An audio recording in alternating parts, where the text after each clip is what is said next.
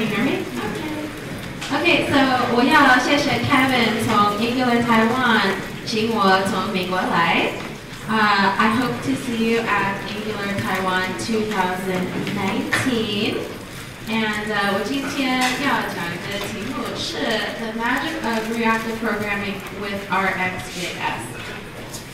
So, 请问你们听过 Reactive Programming 吗？ Raise your hands. Mostly everybody, okay. A lot of people have heard of reactive programming, but then they wonder, how do I actually do reactive programming? So, 我的名字是 Tracy Lee, and 我的中文名字是李淑清。And 我爸爸是高雄人 and 我的妈妈是台中人. So I am the co-founder of this.labs and I am a RxJS core team member, as I said. I'm also a Google developer expert for the web and Angular. I do community relations for the Node Foundation. I love JavaScript, so if it's JavaScript, I've probably played with it. I'm a Vue Vixens board member as well, and a Google Web Makers lead, and I do GDG. I organize GDG Silicon Valley and Triangle, so I'm excited to speak at GDG later today as well. So, 从星期二到台湾，每天就在吃好吃的东西，因为台湾的食物太好吃了。我最喜欢的是富航豆浆 and 廖记三煎包。So I can only say 金后甲。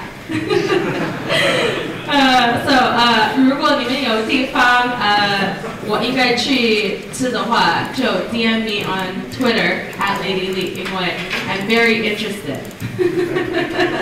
Okay, so 我们回到今天重要的话题 and moving on to English. Okay.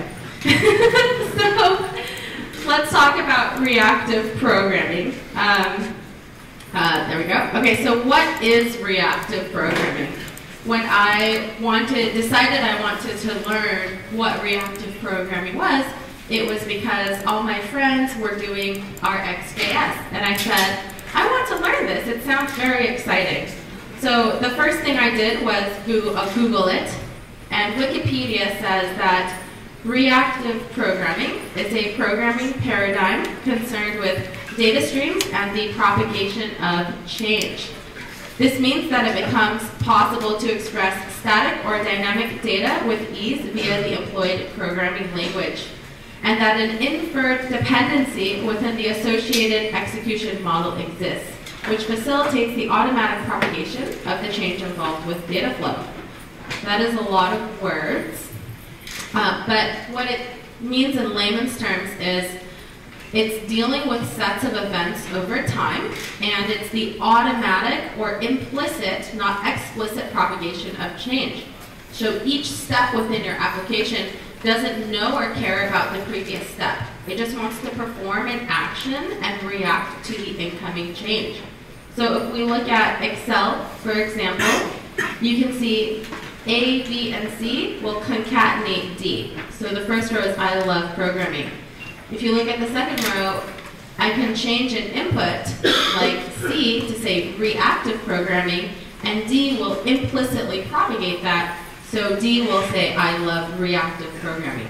This is the most basic way to understand what reactive programming actually is. So we will talk about a few things today. We will talk about reactive programming in standards, in frameworks and libraries, how to think reactively, this is very important, what is RxJS, and how reactive programming makes your development life a lot easier. If we look at reactive programming in standards, the past few years, we've begun to see standards bodies like WHATWG and TC39 begin to consider and adopt reactive programming paradigms. So if you look at TC39, we have promises and observable, and in WHATWG we have the event target observable proposal. So if you look at promises, these were added to browsers in 2014, added to Node in 2015, included in the official ES 2015 spec. push-based, single value, always asynchronous, eager and stateful, has a simple base API and simple transformation options like then and catch. If you look at how to use promises, I'm sure you guys are familiar with this, but I want to illustrate how it's reactive. So it's reactive because it allows you to process a value asynchronously and in steps through then blocks. So here I'm just using the fetch API to fetch a JSON file, and then I'm chaining together these promises to parse the JSON file into a JavaScript object, and then I'm console logging to signal that I've completed the parsing and that I have fruit snacks.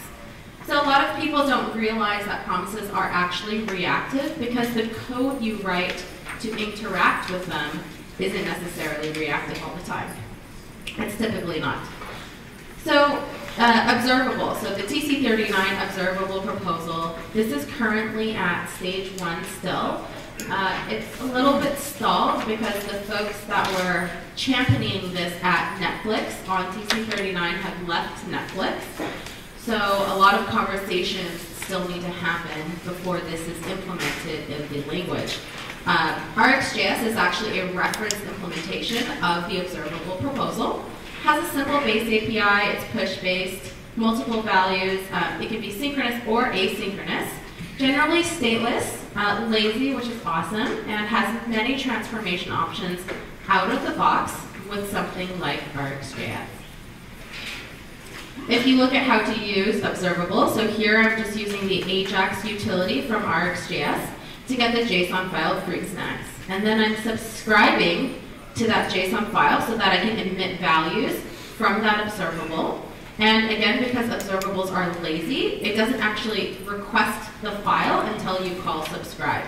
And then I'm console logging fruit snacks.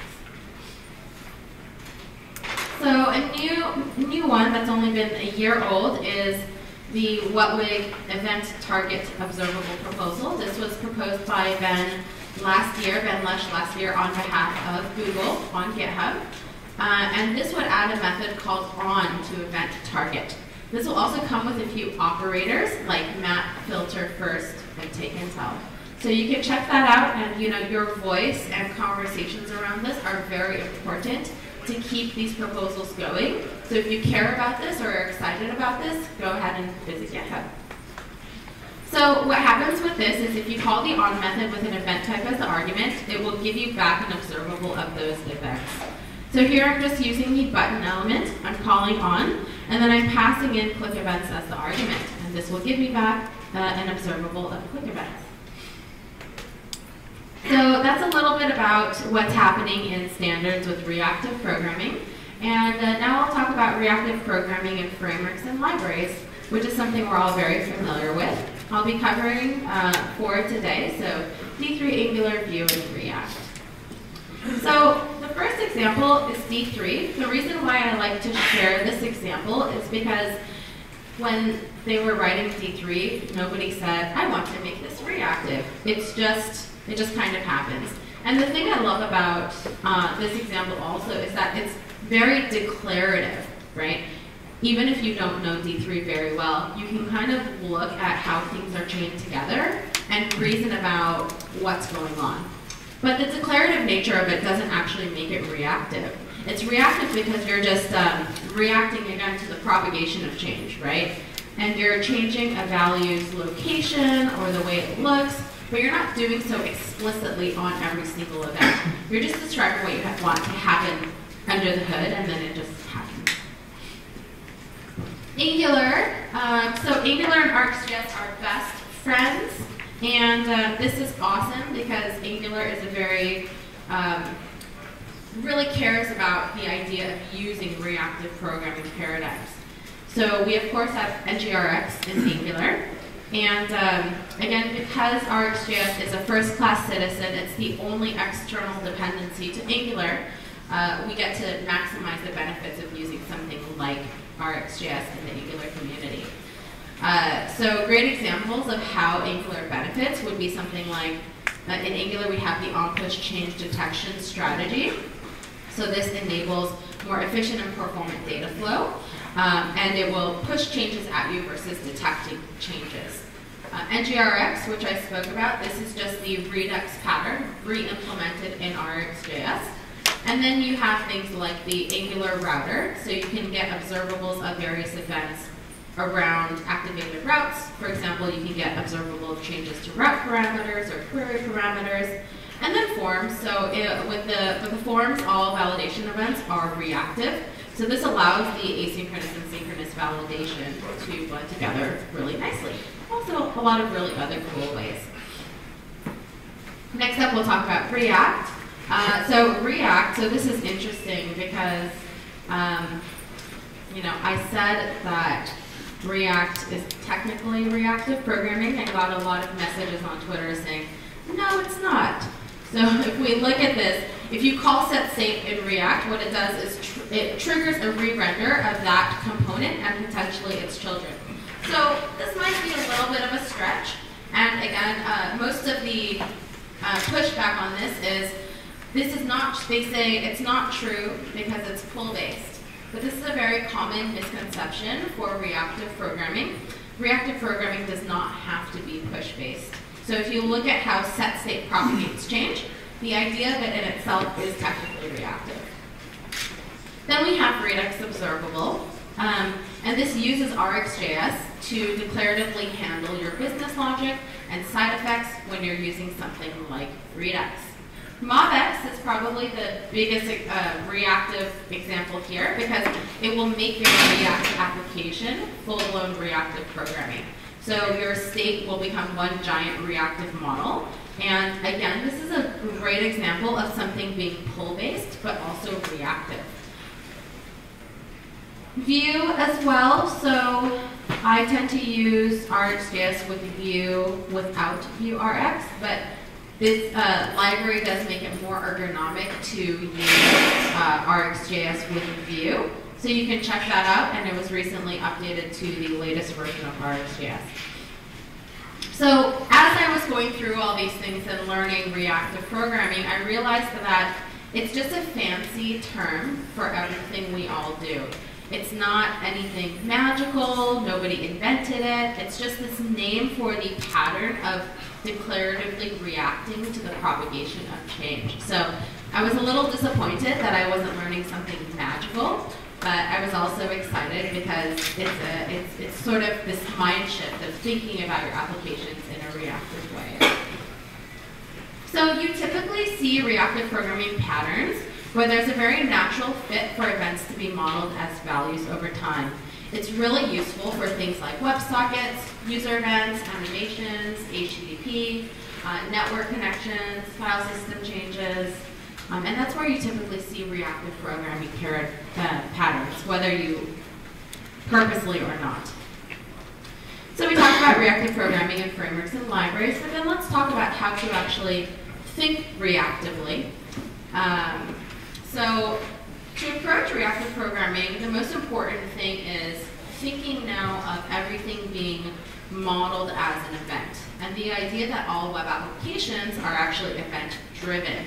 And everything, meaning any variable updated by an event, can be represented as a set of values over time, even events. This is where I think it's a very big hurdle for people. So everything can be represented as a set of values over time, even events. Some people say, isn't that just streams? And yes, it is. But let's dig into it a little bit more. So currently, the mindset when you're programming is when one action happens, one thing happened. The new mindset would be to treat events as sets of values. So if you look at set, I mean set in the math sense, and you can start thinking of example sets of a null set is a set of 0 is a set, or a normal set that we understand is a set. And once you can start doing this, then everything becomes more awesome, because if everything is a set of values, then you can do so much more with your data. You can query it, map it, filter it, join and combine it in different ways, or even give something half a set of things, or things with a set of parameters. So hopefully that helps you think, get a better idea of how to actually think reactively. But let's talk about reactive programming with an abstraction called RxJS. How many of you have used RxJS? Anybody? A few people? Okay, that's cool. So what is RxJS? So this is a domain-specific language for reacting to events. The reason why I love it is because as you change between frameworks and libraries, if you know RxJS and you use RxJS, that knowledge transfers to the different frameworks and libraries. So a lot of times when I'm refactoring my Angular application and changing it into a React application, I can just copy paste all my RxJS code and stick it in the other app. So it's very nice. And it's also the most popular reactive programming library.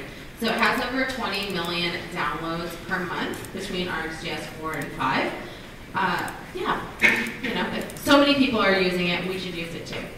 So there's also other dialects like Rx.net, Ruby, C++, PHP, etc. This all came out of Microsoft actually.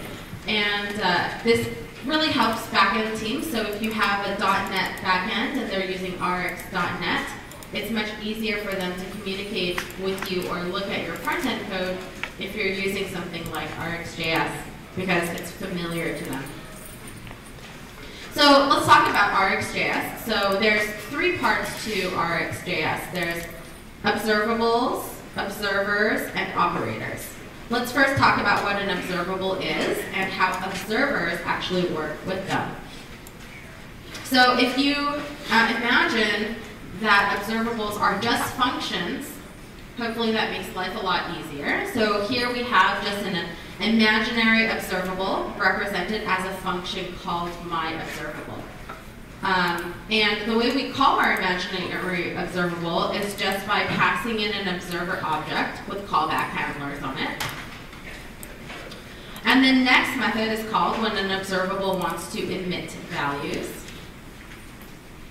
And the error method is going to be called when there's a problem or an error condition.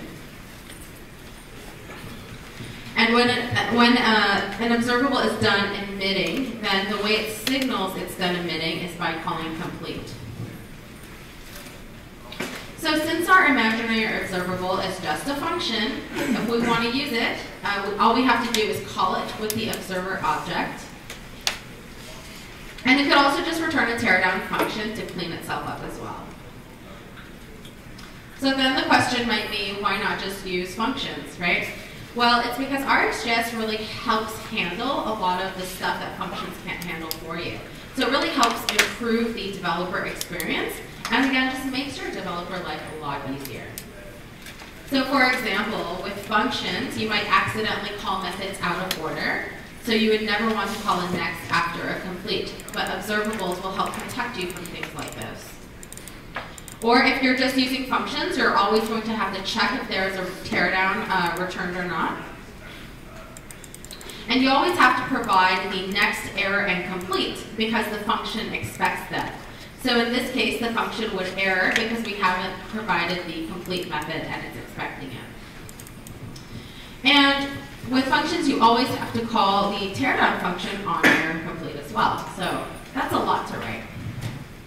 So what you could do to make life a lot easier is you could just take this function and you can wrap it in a class that just handles it for you.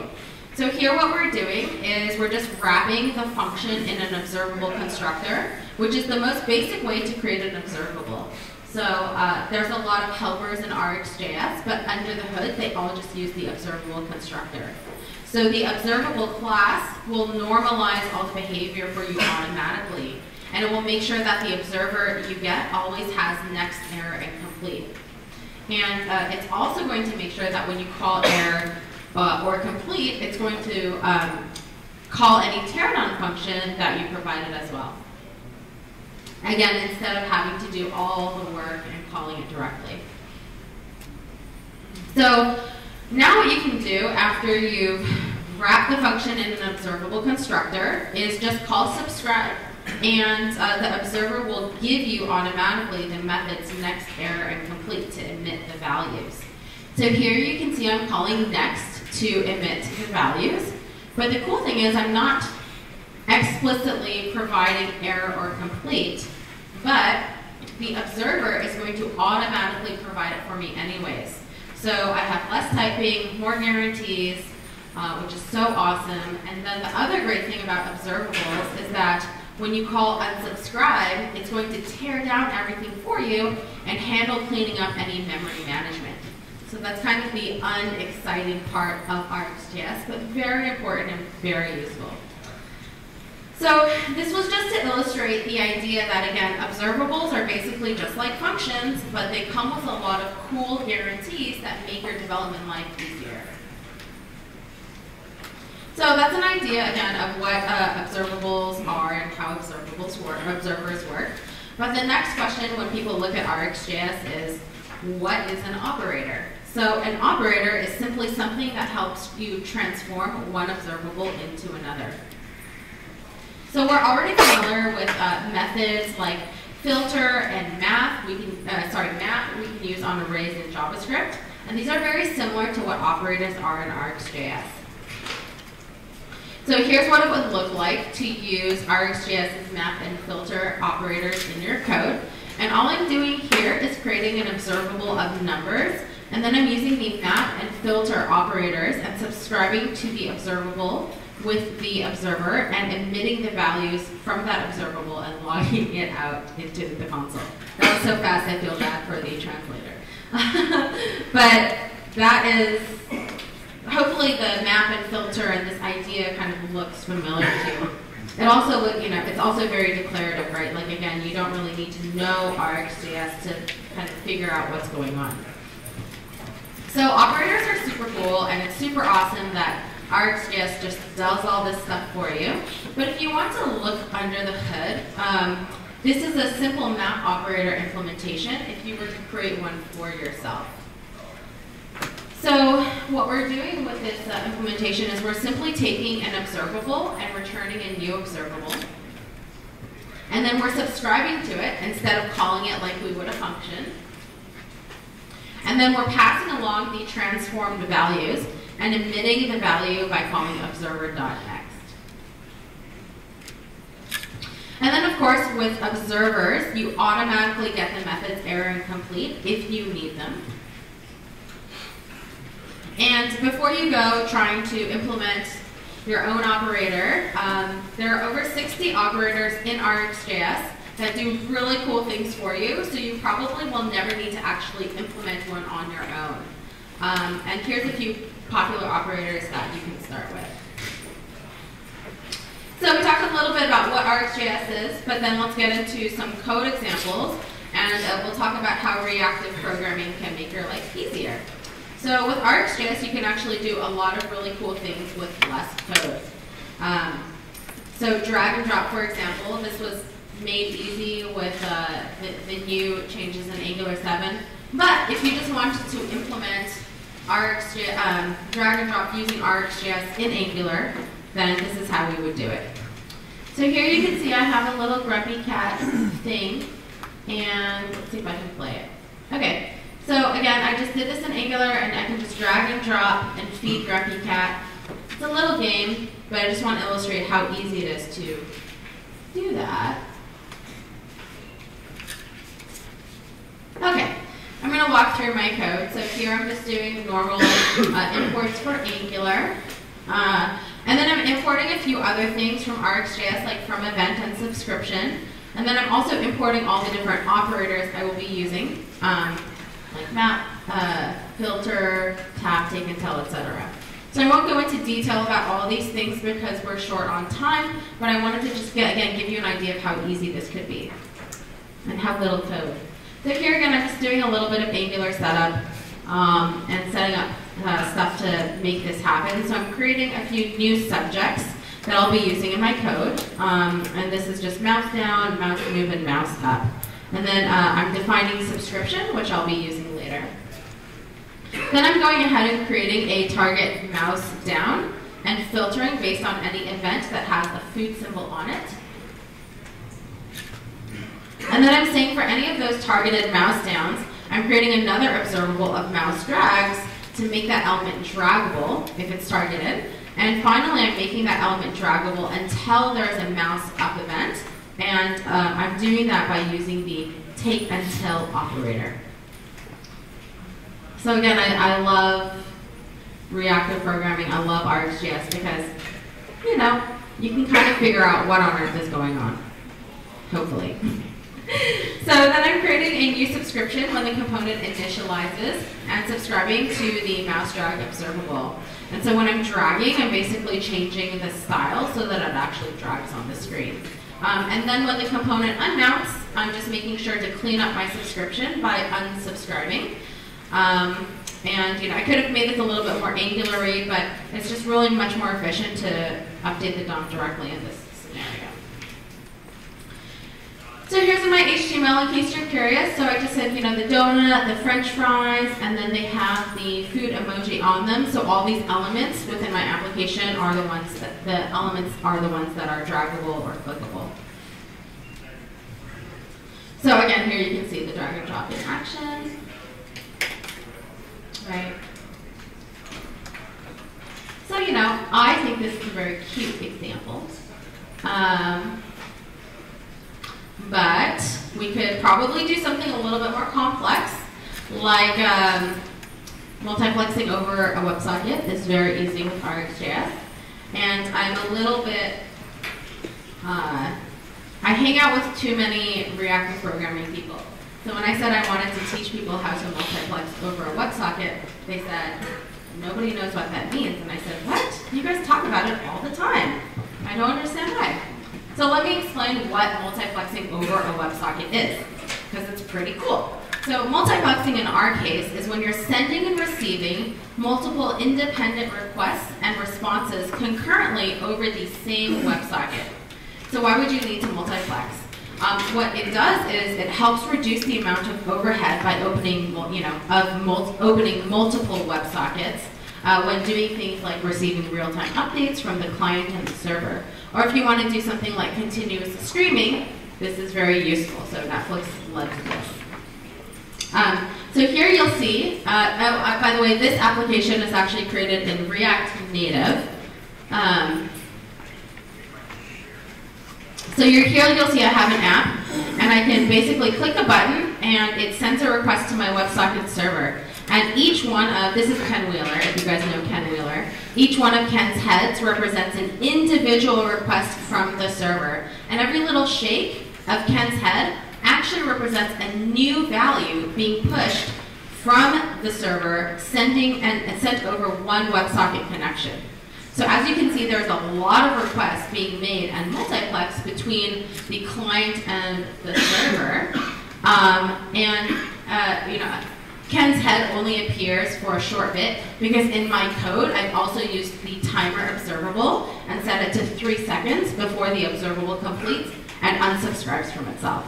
So that's kind of cool, right? Every single shake is a new value being pushed to me from the server, and it's one WebSocket connection.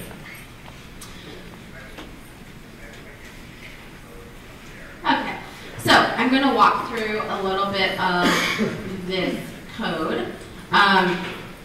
So here again, I'm just doing all my imports that I need to do, and you'll see I'm importing WebSocket from RxJS. And what WebSocket is, it's just the WebSocket API wrapped in a subject, and it's just going to provide conveniences around the WebSocket for me. So here we're just creating an initial state of random Kens, which is just an object that we're going to treat as a dictionary to look up the random Ken heads by ID.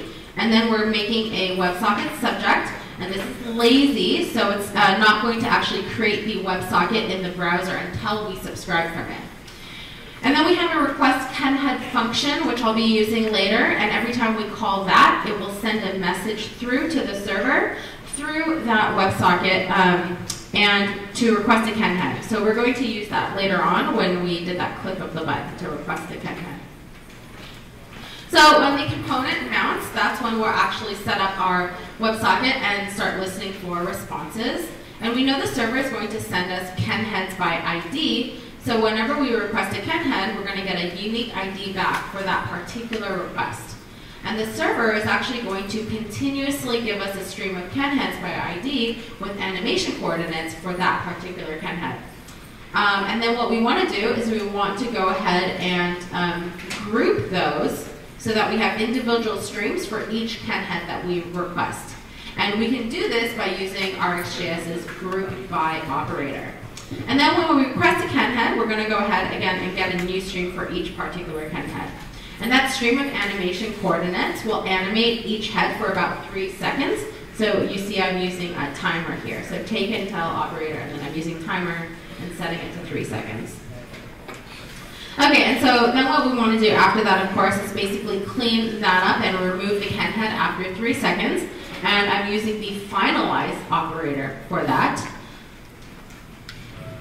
And now that we have a stream of Ken heads, we can just subscribe to it. And at that point, it's going to kick off the WebSocket for us. And every time we get a response back, we're going to update our dictionary by setting state. And if this component unmounts, then we want to make sure we tear down that WebSocket by calling unsubscribe. So now we have a mount of random Ken heads, and we want to get all the values from that. So we're going to go ahead and use the object values, which will give us an array of those Ken values. And now that we have an array of Ken heads, we can basically loop over that, and for each Ken head, we can create an image for him based on the X and Y coordinates we received from the server. And every time we re-render, we could be adding a new image, or we could be updating an existing image that was already there. And then, of course, I'm using the request Ken head right on the button. I'm using the request Ken head function to create to request a Ken head.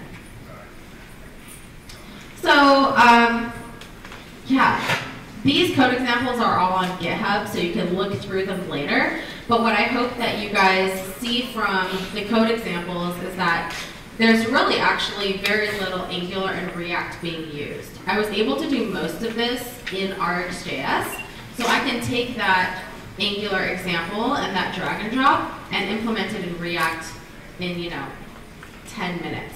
Same thing with the React Native example. I can take that and implement it in Vue, for example, in a very, very short amount of time. So hopefully you got an idea again of where reactive programming is being started to be talked about in different standards and libraries, and where you see it in different frameworks and libraries as well. How to think reactively. What RxJS is. I hope that when people say, what is RxJS, you can just say, it's just like functions. And maybe confuse people more. And then again, how reactive programming makes your development life a lot easier. So one thing about RxJS, some of my examples showed a lot of different operators, but you don't need to actually Rx all the things. You don't need to learn all the operators. You can simply dip your toe in and start integrating RxJS into your applications. This is better for your teams if you're working with a team. So using it on click handlers, AJAX requests. When you're using with AJAX requests, it allows really easy cancellation. Anything asynchronous, or you can just call subscribe and just do normal imperative code as well. That's completely fine. I think the whole idea is just introducing yourself and other people to RxJS and starting to think more reactively. So I am on the RxJS core team, and we are doing, well, I lead the docs initiative. So Kevin from Angular Taiwan said he wanted to translate the documentation into Chinese, and I said, okay.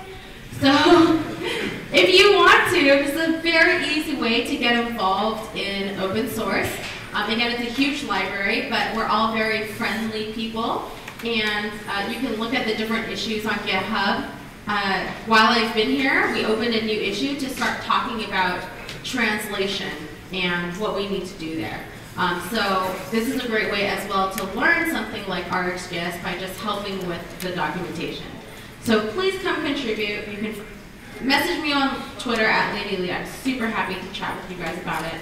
I will give these slides to the organizers as well, but or if you need them, you can just tweet me at LadyLee. But all of my React Native, Angular examples are on GitHub, and then the Node WebSocket server as well is on GitHub. So thank you again for having me.